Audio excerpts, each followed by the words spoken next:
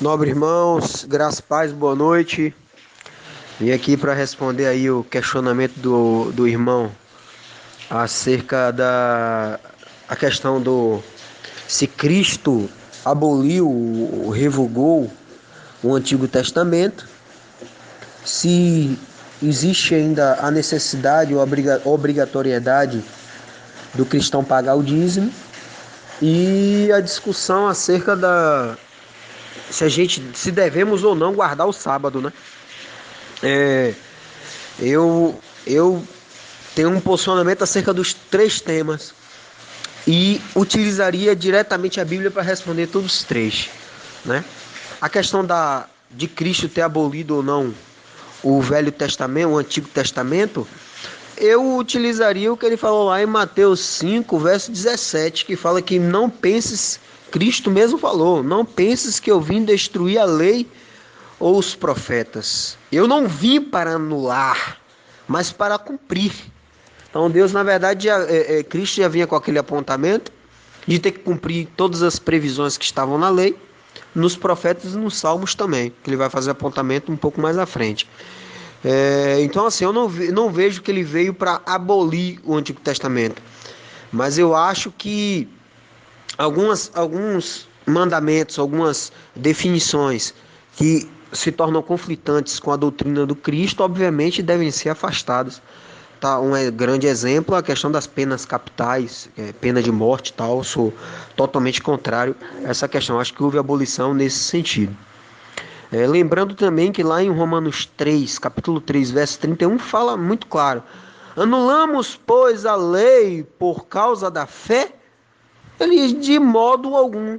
Ao contrário, confirmamos a lei. Então, obviamente, a questão da lei, a questão do Antigo Testamento, ele não foi afastado, mas pelo contrário, ela é confirmada por meio da doutrina do Cristo. O que for conflitante, a meu ver, deve ser afastado.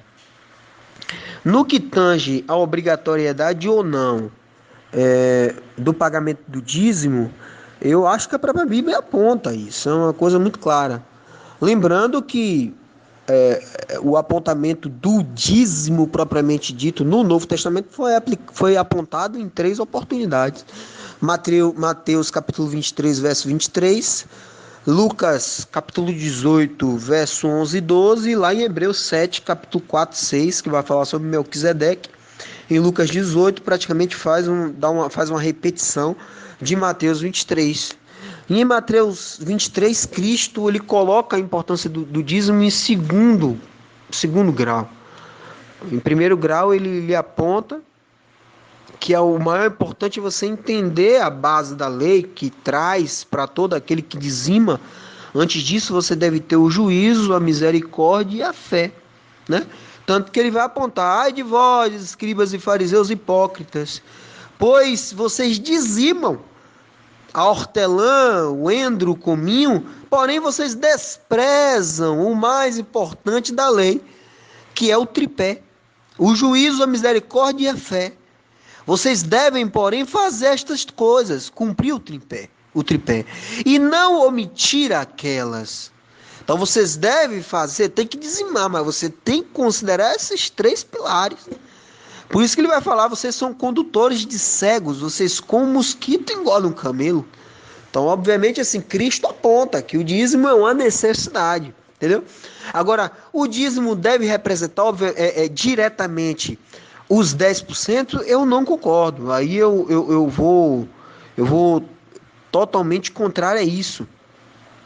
Porque eu acho que o dízimo ele deve estar atrelado diretamente à sua vontade de contribuir com toda a generosidade de coração limpo e direto para contribuir para o templo, entendeu? Agora, a quantidade, o sujeito que tem que definir se é 5, se é 10, se é 15, se é 20, se é 50%, se é 100% do seu salário. Depende de cada um. Acho que o coração de cada um determina. E eu acho que isso é uma literalidade prevista em 2 Coríntios, capítulo 9, versos 6 e 7, que vai dizer: e digo isto, que o que semeia pouco, pouco também vai ceifar. Ou seja, se eu vou plantar pouco, eu vou colher pouco. E o que semeia em abundância, recebe em abundância. Entenda como cada um quiser. Se eu for plantar, vou dizimar pouco, em tese, né? Eu vou receber de Deus, de acordo com o meu sacrifício e a minha misericórdia, obviamente adotando aqueles 3 pilares, Deus vai retribuir de acordo com a minha misericórdia, com a minha busca, com a minha entrega, com a minha generosidade. E aí no 2 Coríntios capítulo 9, verso 7, que é muito conhecido, que todos já sabem, aponta: cada um contribua segundo propôs no seu coração. Você é aquele que vai definir a contribuição que você entende que é correta.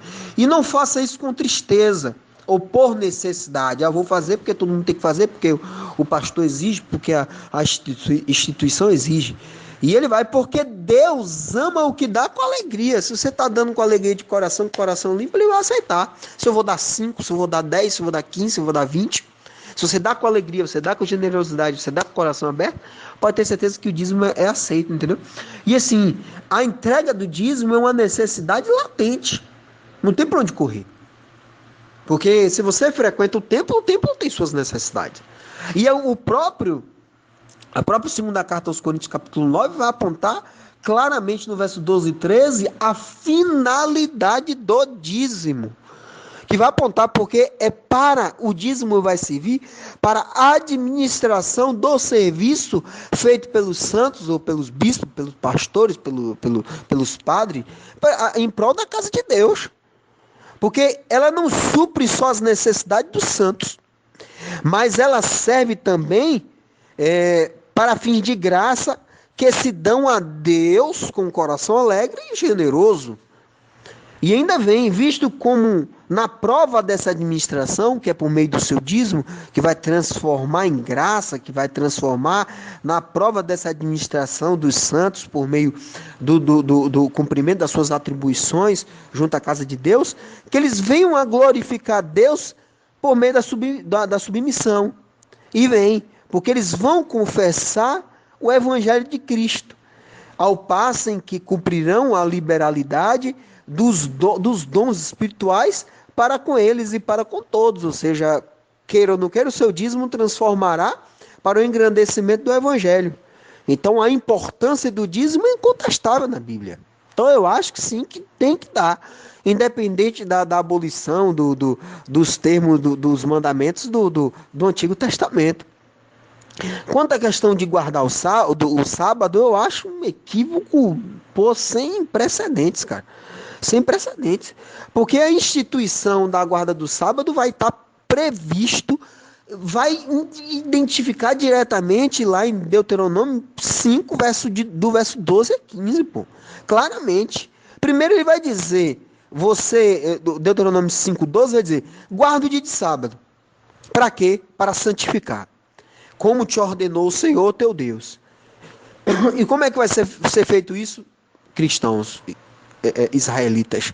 6 dias vocês trabalham e você fará todo o seu trabalho como tu queira. Mas o 7º é o sábado do Senhor teu Deus. E você não vai fará nenhum tipo de trabalho nele.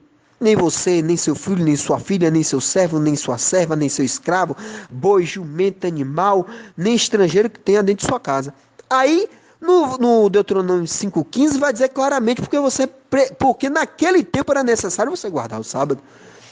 Porque você guarda o sábado para que você lembre-se que você foi servo na terra do Egito. E que o Senhor teu Deus te tirou dali com a mão forte e braços estendidos. Por isso o Senhor teu Deus te ordenou que você guardasse o dia de sábado.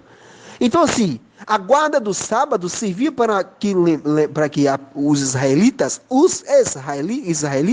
lembrassem que eles foram servos na terra do Egito, que eles foram escravos, que ele trabalhava de domingo a domingo, entendeu? De segunda a segunda, sem parar o tempo todo.